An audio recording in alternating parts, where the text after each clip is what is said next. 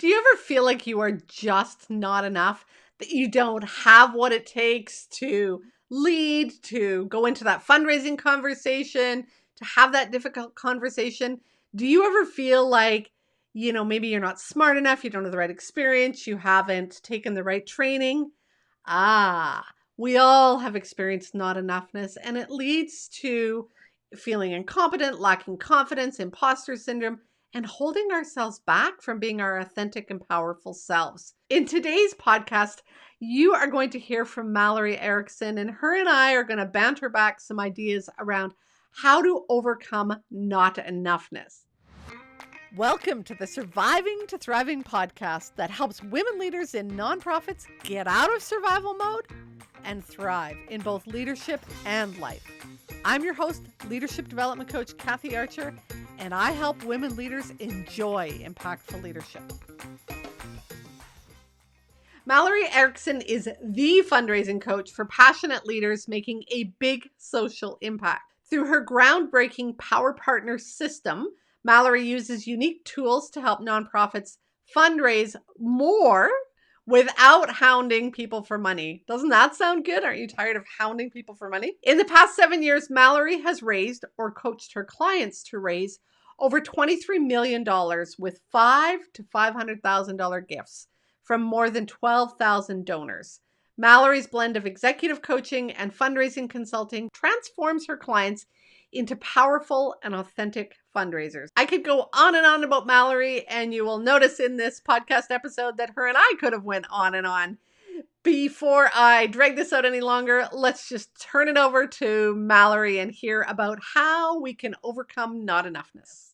So Mallory, before we get in there, because I know we're so excited to talk about our topic, tell everybody a little bit about yourself, how you got to where you are. Start wherever you want. Thank you. Yeah, I'm so excited to be here with you too, Kathy, and talking about a topic that I know is so near and dear to both of our hearts. So I have been in the nonprofit sector for my entire career. I've been fundraising specifically for 13 of them. And I've sort of done every job under the nonprofit umbrella. I sort of joke other than tech, but I've been a program director, managing director, executive director. And in all of those roles had different fundraising expectations. But if you had asked me when I was an executive director what my least favorite part of my job was, I would have without a doubt said fundraising. That was really because I was sort of sent through all of the standard trainings that we all know so well around fundraising, but none of them addressed this underlying discomfort that I felt about asking for money, which ties so directly into what we're talking about today, this idea of not enoughness. Yeah. And then I went through an executive coach training program, which was not at the time related to fundraising, but became familiar with, discovered, and invented, honestly, a lot of tools that I started to apply to my own fundraising efforts. And everything changed. I mean, not only did I blow my previous fundraising out of the water, but I started to really enjoy fundraising because so much shift. My approach shifted, my mindset shifted, how I felt about it shifted. And when I started to talk to other fundraisers, particularly women fundraisers, about what I was learning and some of the tools I was using, I just kept hearing from person after person, "Oh my God, I need that. Oh my God, I need that." And so I launched my company really to support fundraisers to fundraise authentically, embodied. And I have a program called the Power Partners Formula, which is all about teaching people how to fundraise in a way that not only raises more money, but doesn't involve hounding donors or all of those sort of uncomfortable car salesman strategies that we're taught in the old school fundraising way. And I'm just so proud to watch my clients, surpass their expectations, even during COVID, and just have fun doing it and feel really empowered and excited about the work that they're doing. So that's what brings me here today. Okay, so there's so many things I want to highlight there, but one of the big ones was that you started to enjoy fundraising. And, I talk about the things that I teach help women enjoy impactful leadership. And I want to make a difference. And I know that the women in this world want to make a difference. They're not in these these jobs to get rich. They got in because they have some, deep purpose or, fulfillment role. And then all of a sudden it gets icky and it gets hard and they get overworked and overwhelmed and they lose that passion. And that's not fun anymore. And so if we can, the work I do, the work you do, the work so many other people do, shift that to make them enjoy what they're doing, what a difference it makes. Mm-hmm. Absolutely. Yeah, I love that. Yeah. So we're going to talk today about overcoming not-enoughness. So we both very personally know what this means, but tell our listeners how we define over that not-enoughness part. Mm-hmm. Yeah. Well, when I think about not enoughness, I think about this sort of underlying ache that exists in all of us. That, where it comes from, we could probably have a whole other episode talking about that, but that makes us feel this constant sense of not feeling blank enough, or sometimes just enough, right? Not pretty enough, not skinny enough, not smart enough, not perfect enough, right? And we are surrounded by a society that in a lot of ways indulges those beliefs, and we internalize them, and they sit beneath so much of how we view the world, how much we interact with the world. And the way that it manifests is an unfillable way, right? Like it manifests in a way that where there is no actual solution to it. And that's why I call it this ache that I think we all have. Yeah. And the other version of that for me was, I don't have enough education. I'm not old enough. I don't have enough experience. I don't fit in. I don't belong. I don't know enough about XYZ.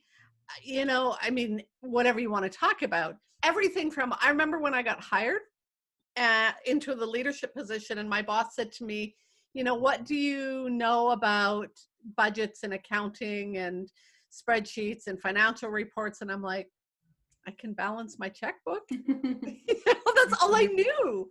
And so the fact that I still remember that question obviously means that there was an undercurrent there where I didn't feel I had enough financial experience, knowledge, capacity, and that carried forward. Mm-hmm. Yeah, I can so relate to all of that. Okay. So Mallory and I played around before we were doing today's interview, and we came up with some stuff that Mallory's going to cover. So Mallory, I'm just going to let you dive into sort of the next thing we want to talk about. That sounds great. So, one of the things I'll sort of just start with, like, how does not enoughness impact your success as a fundraiser? So, like, the first thing is just, as Kathy was sort of mentioning, this idea of not enoughness really filters into every aspect of our lives, right? It shows up in all of the ways that we show up as leaders. It is triggered specifically by fundraising, because fundraising is such a vulnerable thing, right? Like money is always vulnerable, but fundraising in its, in what it is, involves what we perceive as rejection. It involves, this constant sort of cycle of what feels like defeat and feels like failure, because it's a numbers game, right? And you should be getting a lot of no's as a fundraiser. To me, I think I said this to you when we first talked, like, that's the best sign. Like, I don't care how many yeses, I don't ask my clients how many yeses they got. I want to know how many no's they got. That tells me how they're pushing. That tells me that they're going outside their comfort zone. That to me is a sign of a good fundraiser. But that means then that you're going to come face to face with these feelings of not enoughness. And even some of my clients who feel like they've worked through this mindset stuff before around not enoughness, then they start fundraising and they're like, gosh, it's all coming back. Like, I don't know how to deal with it in this setting, right? Yeah. So, and then because we feel it, it totally impacts how we show up as a fundraiser, because then we sit down at these tables with donors and we have this perception of the situation that I'm in the position of scarcity, the other person's in the position of power. And then we start this cycle of kind of what feels like gross, uncomfortable, inauthentic fundraising, right? But it's all coming from that place of scarcity and not enoughness. And there actually is a completely different way to fundraise, one that's empowered and embodied. And, but you have to deal with this underlying theme that's coming up for you. Yeah. And one of the things that I often talk to my clients about is when you come into a conversation like that and you're lacking that confidence, your body posture shows it. And not only is your body speaking to the other person in the room, it's sending signals to your own body that says, I'm scared, this isn't safe. And yeah, your brain goes into sort of stress mode rather than, like you were talking about empowered conversations. Well, to have those kind of conversations, you need to be relaxed, you need to have your shoulders back, you need to feel confident. And if your brain is just going, oh my God, this is not going to go well, it ain't going to work so good. Right. The amount of times I hear my clients say, what if they don't like me? Yeah. What if they're mad that I asked? What if they don't think I waited till the right time? What if they, all this stuff. And that's just all the ways that this manifests in fundraising, as in so many other things that hold us back from doing the work that's going to move us forward, the work that feels good. And like you're saying, like, it's just the cycle of like body language and, all these things that then keep us small and keep us disempowered. So why do people feel this not enoughness? So I think there are four things that I like to focus on when it comes to this. So the four sort of categories that I focus on are the suppressing emotions, expectations, negative self-talk, and overdrive or burnout. Those are kind of the four categories that I work with my clients around. So let's start with suppressing emotions.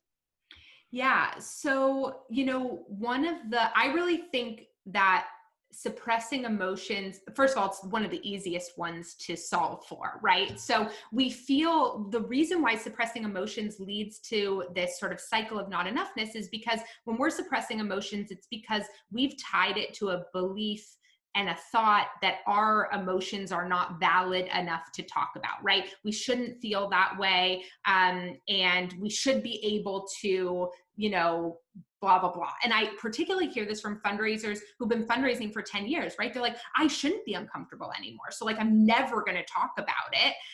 Right. But I came to terms with it after 13 years of fundraising. So it's like, I don't care how long you've been fundraising. Nobody's given you space to talk about this before. So here's the space. So, that the first thing is just starting to talk about it, talking about it. Yeah. Sorry, I didn't mean to interrupt you. When you say talk about it to who? So I think there are different layers of this. In the best case scenario, I want you talking about this in your workplace. I want you talking about it with your boss. I want you talking about it with your board and asking them what makes them uncomfortable about fundraising. I want this to be infused in everything that you do. Like when you're planning a peer-to-peer campaign, I want you talking about, okay, what feels uncomfortable about this? What's going to feel uncomfortable about this for our peer-to-peer fundraisers? How do we talk them through it? I want it in every part of your organizational culture and language. And people are just cringing now. They're going, oh my God, Mallory, no. But here's the thing. It's only cringeworthy the first time. Your fear of having this conversation is so much worse than having this conversation, because I will tell you, everyone, the moment you say it, is going to say, oh, me too. Yeah. Everyone. And they're just waiting for someone to say it, right? And if they don't say it, it's because of other leadership issues. But I will tell you right now, I've worked with every leader across the board. I have never, ever seen someone this is not true for. So this comes back to the not enoughness, because if I'm the only one who feels this way, I'm not enough. Yes. But when I talk about it and I realize this is a normal experience, oh, are we all not enough? Heck no. Exactly.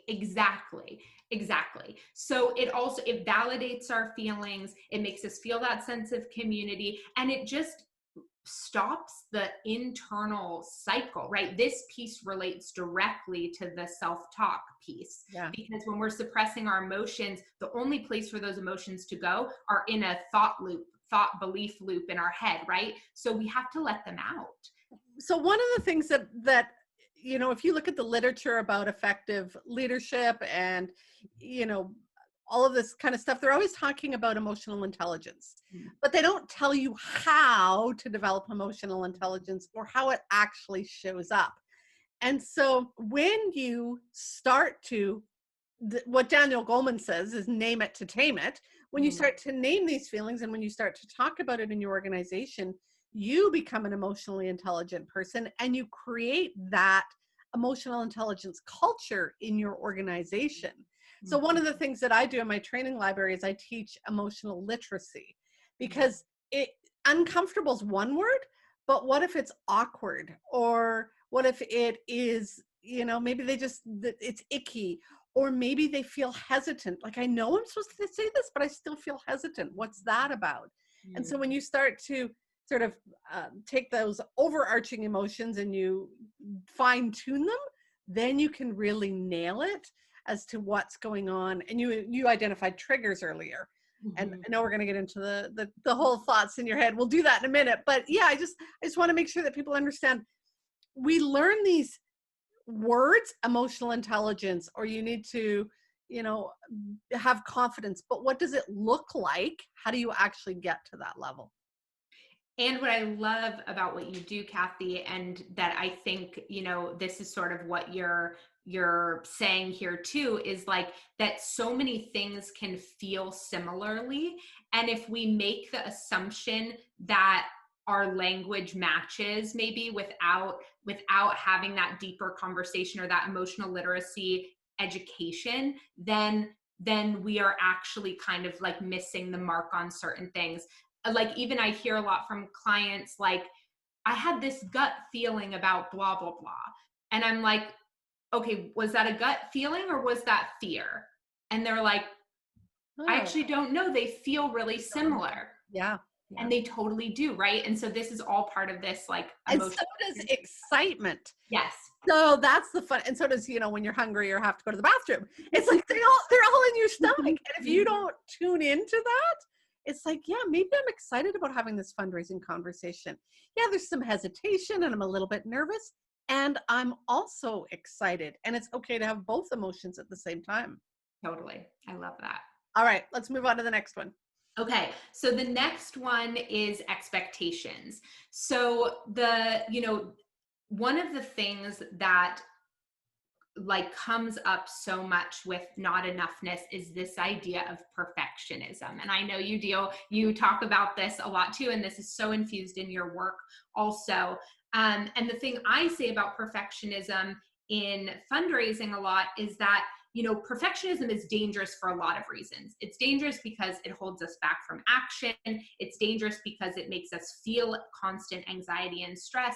And it's dangerous because it's a total illusion, right? So and so because of that, because perfectionism is an illusion, the thing that it's in direct conflict with is actually the most important thing as a fundraiser, which is authenticity.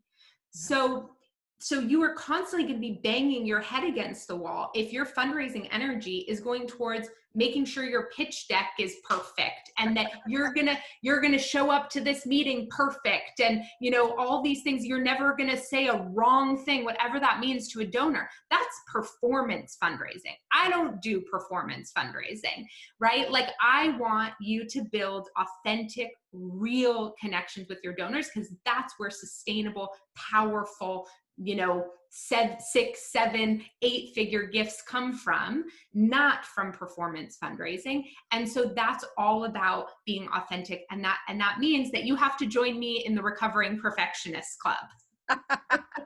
So what I just want to say about that is not connected to fundraising, but so I'm a Toastmaster. And one of the things that, in Toastmasters, which is to help you develop public speaking and leadership skills, is competitions. And as they go up the level of competitions and become world-class speakers, one of the conversations I've had with many of my fellow Toastmasters is they're not speaking, they're performing. Mm. And when you look at someone who's actually speaking from their heart, authentic speaking, I think of two big people, Brene Brown and Simon Sinek. They will both say, they both scratch their head in the middle. They're not performing. They're speaking from their heart, and that's why we love them. Mm-hmm. Absolutely. Totally. We can feel it, right? Like we can feel it, we can see it, we can hear it, and we pretend, maybe that's not the right word, but like we talk ourselves out of that truth when we're fundraising. We're like, my donor wants me to see, my donor wants to see blank. But that is not true. You want to do blank because that protects you from making what you consider to be a mistake, which feeds into this not-enoughness gremlin, right? This is just this cycle. So, one of the things that I ask my clients to do all the time is remember that they're constantly making a choice between being perfect and being authentic. And we know which one leads to good fundraising. So that's my sort of strategy around perfectionism, is to just know and expect that like you're going to have the desire for perfectionism. We all have the desire for perfectionism. So it's just about recognizing like perfect or authentic, perfect or authentic, perfect or authentic. I have this strategy in my Power Partners course called 5 and Dive, because one of the things I see in fundraising a lot is endless prospecting. And they're like, I need to have the perfect prospect list, and I need to have the perfect contact management system, and I need to know the perfect order of donors to outreach to. And I'm like, no, this is your way to avoid doing the scarier thing, which is actually outreaching to the donors. But this is based in not-enoughness. This is based in perfectionism. And it's just your biggest barrier. So we do 5 and Dive. 5 prospects go. 5 prospects go. 5 prospects go. Because you need to stay in action. So yeah, I mean, I think, perfectionism is all about like finding sort of the action antidote and tapping into that authenticity. And that's the other thing. I love what you just said there about you need to stay in action, so that, an object in motion stays in motion, an object at rest stays at rest. When you stop, you lose the momentum, and it's a lot harder to get back in and move past that fear if you don't keep going. So there is no perfect framework for what fundraising looks like. There's no perfect formula. There's no perfect fundraiser. There is authenticity. Yeah. And yes, and that is actually like, Power Partners is built around that, actually guiding you through your authentic fundraising. So I kind of do think it's a perfect formula, but not perfect. Yeah, because it's all about, because I'm just not a big fan of like, here's the thing, here's the template email for everyone, here's the thing, it's like, no, you need to tap into, I guide them through kind of all these different activities to tap into the authentic components of them and their organization, and then design around those things. Yeah. Okay. We could talk about this forever. Next one. So the next one is, self-talk and doubt and hesitation. And these obviously relate so much to expectations and to suppressing emotions. And, this is the idea, people say to me all the time when I talk about self-talk, especially the younger crowds, they're like, you're going to talk to us about talking to ourselves? And I'm like, you are talking to yourselves all the time, all the time, whether you realize it or not. So realize it, because you are actually not very nice talk. No, you are being so mean. You would never talk that way to a friend. You would never talk that way to someone that you love, right? We are so hard on ourselves. And so one thing is just to say, and negative self-talk is so normal. Right. So again, this is like one of the things, especially when you're pushing a boundary, like whether it's a leadership boundary or a fundraising boundary, like get ready for that voice to come. And so that's something I say to my clients all the time, is like, that is a good sign. Like, tell me about your self-critic voice. Tell me about your gremlin voice. That means we're right on the edge, And I say that to myself too, when I'm doing something new, like, okay, you're scared. You hear that self-doubt. Good sign, good sign, good sign. And that's one way that I personally even overcome it. And, another thing that I do around the self-talk piece is like when I find myself in some of those patterns or my clients in those patterns is to pull out and say, okay, let's imagine for a second that your best friend came to you with this, or your colleague came to you with this. What would you do? What would you tell them? Because we do have a really hard time speaking more nicely to ourselves. I mean, I even have clients, and I've done this personally, write positive things on my bathroom mirror. Me too. Yeah, it's like, look, we are built in this, kind of fight or flight fear, it's like, and so we have to reteach ourselves things and unteach ourselves things, and so it's okay. It's a habit. It's a practice. And I think one of the things I'll just say about the self-talk, and then I'd love to hear you, because I know you talk a lot about this, do a lot of work around this in the inner guidance system. So I'd love to hear a little bit more about that. But sort of the last thing I'll say about it is that, this is a lifelong practice, and you can't start also, like, I think about it like weightlifting. And my husband does Olympic weightlifting, and I've done a little bit of it too. It's like, you're not going to start with like the 50-pound weights or the 100-pound weights. You're going to start with the 10-pound weights. So where in your life, where in your fundraising can you start to talk to yourself more positively? And you need to build your practice there, right? And then you need to take on the next thing. And then you need to take on the next thing. And then you also need to recognize that, like, you're going to have some days where, like, you PR and you talk to yourself positively after a really hard loss. And then there are going to be some days where, like, the weights feel so heavy. And that's okay. This is you're building a muscle, you're building a mind muscle. And so just to give yourself the space and compassion, because I watch a lot of my clients, like when we're like right when we get into this work, and I warn them it's coming, but then they start to be hard on themselves about the negative self-talk. I was just going to say what you just said. This voice will never go away. Like, and nor is it supposed to. It's actually helpful when you tune into it. Mm-hmm. That, it's really your conscience speaking in some ways. Mm-hmm. And yeah, it's asking yourself, am I being authentic? Am I true to my values, my beliefs, my morals, my ethics? Am I in line with the direction I want to go? So that voice, if we can make it be a little bit nicer, is helpful for sure. Yeah. So let me speak a little bit about the inner guidance cycle. So I teach the inner guidance cycle inside of my book, Mastering Confidence, which I'll make sure I put the link in. The catch for us is, we have all of these inner thoughts that create that doubt and insecurity and hesitation and fear and angst. But those emotions, those feelings come from a thought. And that's what we've been talking about today, is if we can slow that process down and figure out the thoughts. So the inner guidance cycle has 4 parts. It's pause. And this is one of the things that we never do. We don't stop and slow down and pay attention to what's going on in our world or inside of us. So I love what you're saying, Mallory, about the conversations you have with your clients as well. So pause might be taking a deep breath and regaining your composure, but it also might be reaching out and saying, I need to book a call with you. Or, I need to have some time, so that you create what's the second P, which is to ponder. So, you need to pause, and then you need to start reflecting and thinking around what's going on in my head, what's going on in my body. Like, the body sensations are important, and they teach us something. They tell us, like we said earlier, is that excitement or fear, or what is going on?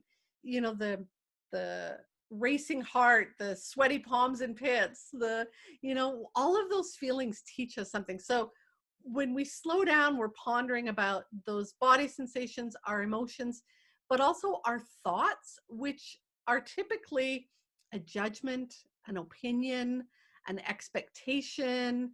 There's something there. And so when we start to go, what judgment do I have about myself or other people? What's the expectation I have here?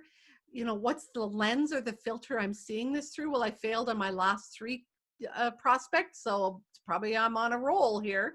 Oh, is that the way I want to look at it? So it's pause, ponder. The third one is to pivot. And so that's when we start shifting our perspective. Whoa, I don't want to think that way.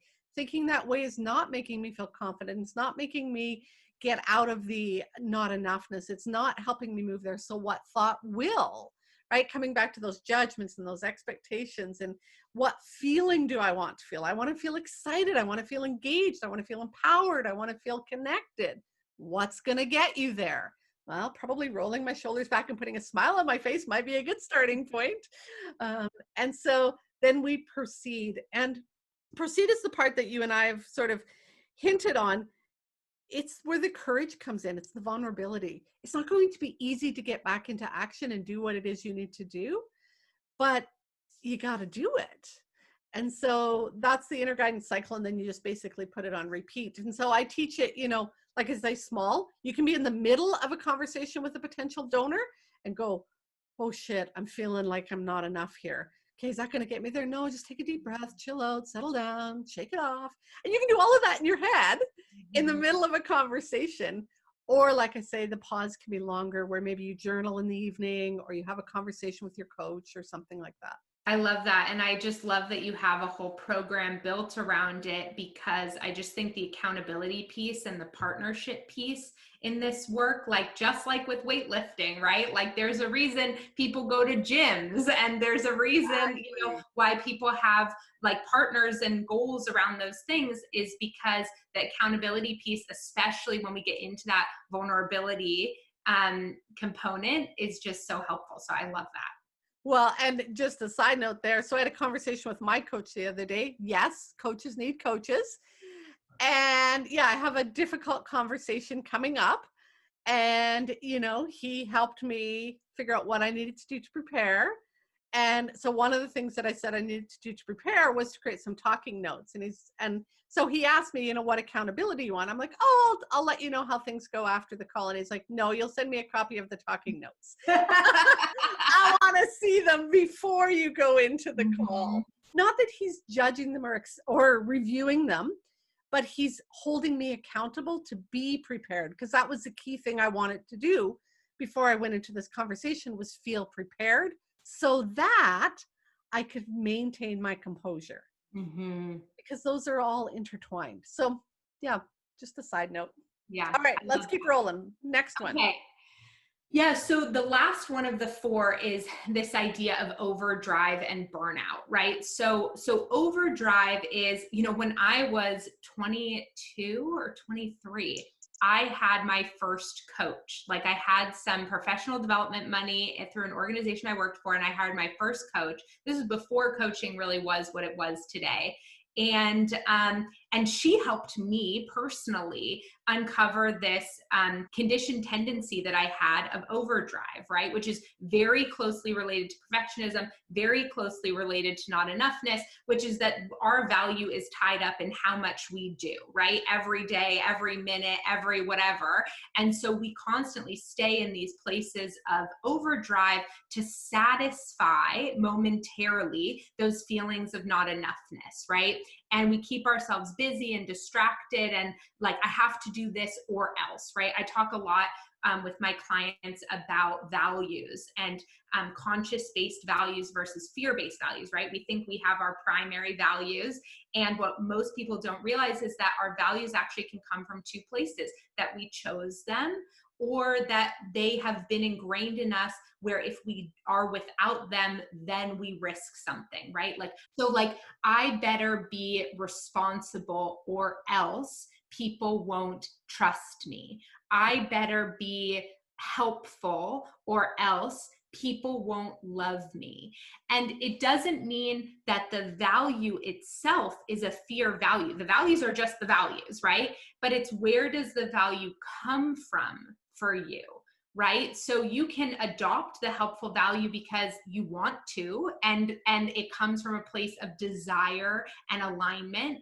But if it's coming from a place of fear, then it leads to this cycle of overdrive, of sort of constantly trying to fill these gaps we feel in ourselves, right? So when I think about, how do you, and then this of course leads to burnout, because nobody's overdrive is around self-care. Nope.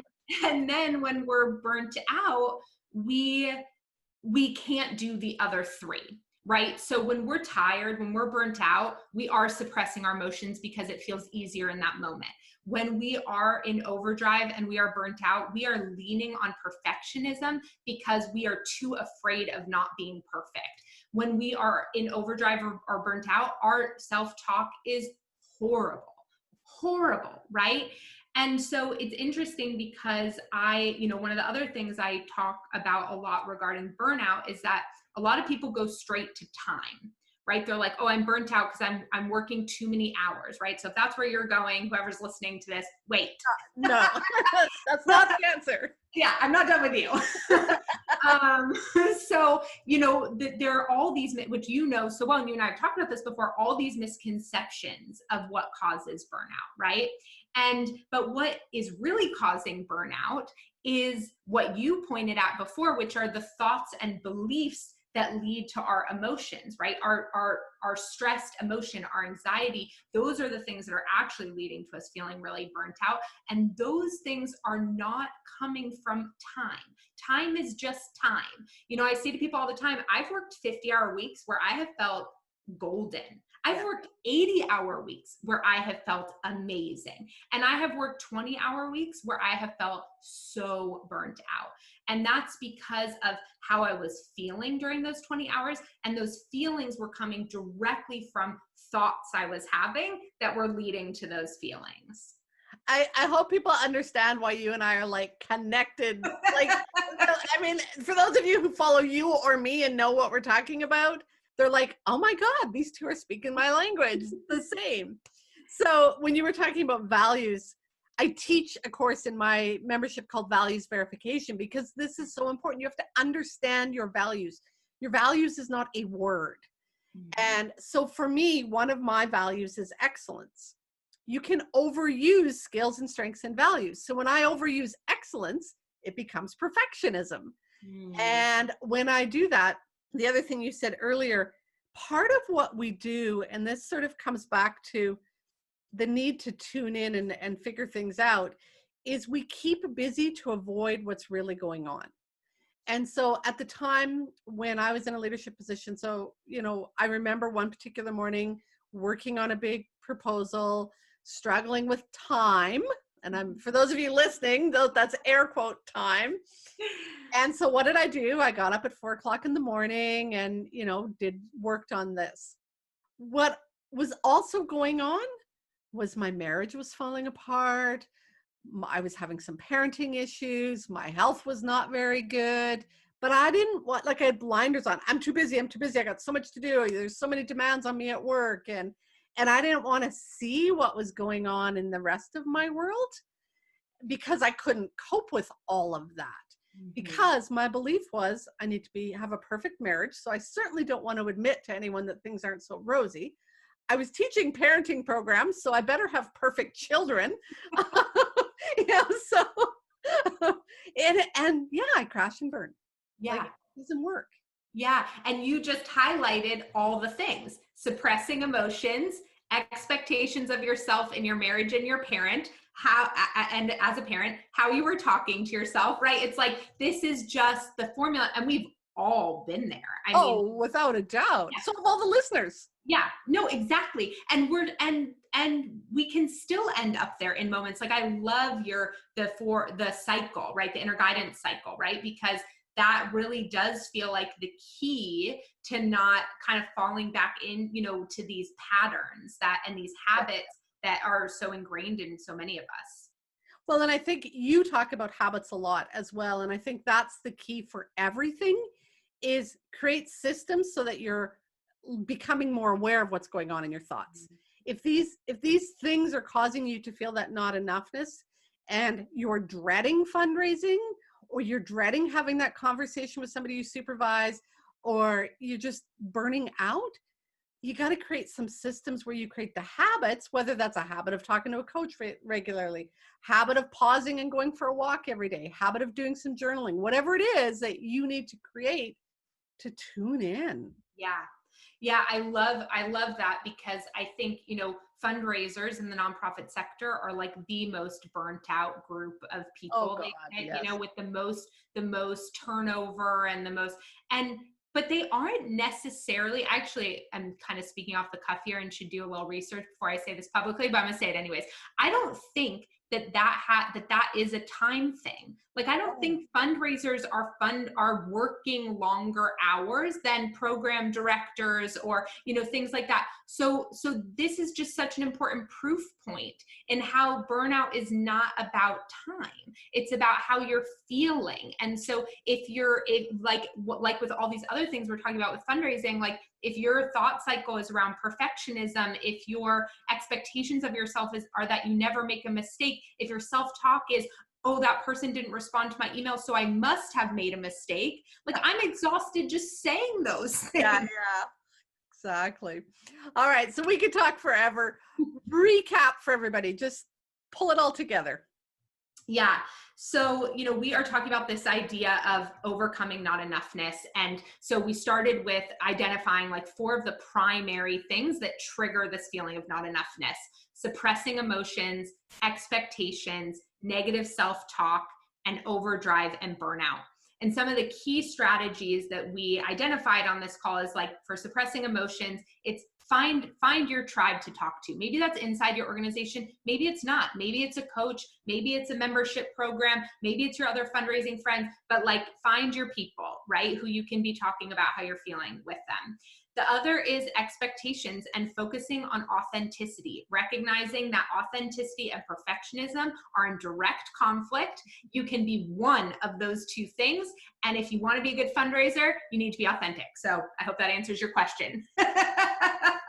The third one is the self-talk, right? The doubt, hesitation, recognizing that it's there, that you are talking to yourself, and then pulling yourself out of it and talking to your, like, whatever story you're dealing with, asking yourself, what would I say to a friend who brought this to me? Or something I do with clients is, when they have a whole story about how something unfolded, is I'll have them write their whole initial story on one side of a page. And then on the other side, I have them write the exact opposite story, right? That's another way to sort of switch the narrative, switch the self-talk for the moment. And then the other thing around self-talk is just recognizing that it's a practice that you need to stay committed to and a muscle that you're building.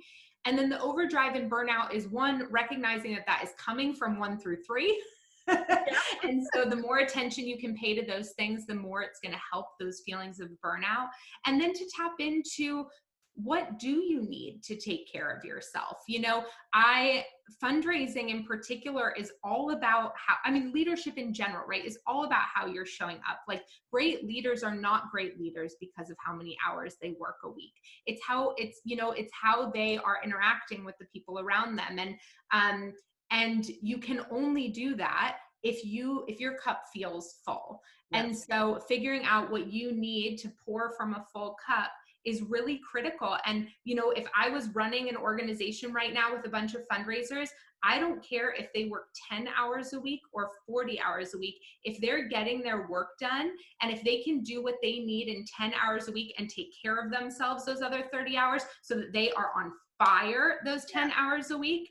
People always ask me, like, how much can be raised by this many hours a week? And it's like, those things depend on 2 things: your list, your pipeline, and the energy of your fundraiser, like the inner energy, So, so take care of yourselves, you guys. No one is going to set those boundaries for you. It has to come from you. Zest is one of the things that shows up on the Virtues in Action character strengths as character strengths. And it is one of the ones most highly correlated with happiness, success, and achievement. It's also one of the ones most least endorsed. Wow. So Zest is feeling energy and enthusiasm. Yeah, I love that. But we don't endorse it. We don't promote it. You've never taken training that says, okay, before you can have the energy to do this, you got to create that for yourself. But I digress. I know Mallory's the one. I love that. It's interesting. I have a guided visualization for my clients before they go into donor meetings, and it's sort of all about helping them shift into that energy. So I love that. Cool. Okay. So if we keep talking, we're going to have to turn this into a 2-part podcast. For those of you listening, Mallory, tell them where they can find you and what you've got coming up soon. Yes. So you can find me over at MalloryErickson.com. And you can find me on Instagram. Send me a DM on Instagram. If you're listening to this, I would love to meet you and get to know you. You can DM me Mallory_Erickson_coach. And I'd love to connect with you. Power Partners is launching in January of 2021, the Power Partners formula. This is something that I have been hired to do like one-on-one with clients for a long time with a very big ticket price. And I have finally built a program that is self-guided with support from me along the way, to be able to move through exactly the system that I take organizations through to identify their power partners, what the right asks are for those partners, exactly how you get in front of them without hounding them, and then how to make the ask and what that looks like without the like 12 to 18 months like cultivation wait, all of that BS that we've all been told. There's a totally different way to do it. It really works. You can watch my webinar about that at MalloryErickson.com/free. And I'm excited to hear from you. Shoot me that DM. I'd love to connect. So I will put all of those links in the show notes so you don't miss them. Make sure, I mean, if you want Mallory whispering in your ear, sign up, because you can hear the energy and enthusiasm that she brings. And I think that's, again, one of the things that we talked about in the strategies is you need someone on your side. You need someone in your team. So find your person and yeah, let them support you. Follow the guidance that they give you so that you can really get out of this overcoming not-enoughness and learn to thrive in both your leadership and life. Go make the rest of your day awesome. If you found today's episode helpful, then you are going to love the training library. Many women leaders in nonprofits wish that they had a coach or a mentor to help them, but they don't believe that they or their organization can afford it. Oh, but you can.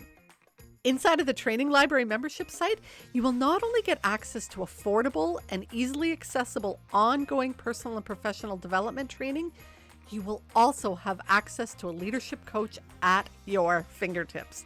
That way, when you hit those inevitable challenges that leadership will bring your way, you'll have both the resources and the support to navigate your way through them with confidence, composure, and while keeping your integrity intact. To find out more, head to kathyarcher.com/library. If you are enjoying the show, I'd love it if you could leave me a comment or a review on iTunes or wherever you listen to your podcasts. Thanks for listening. Go make the rest of your day awesome.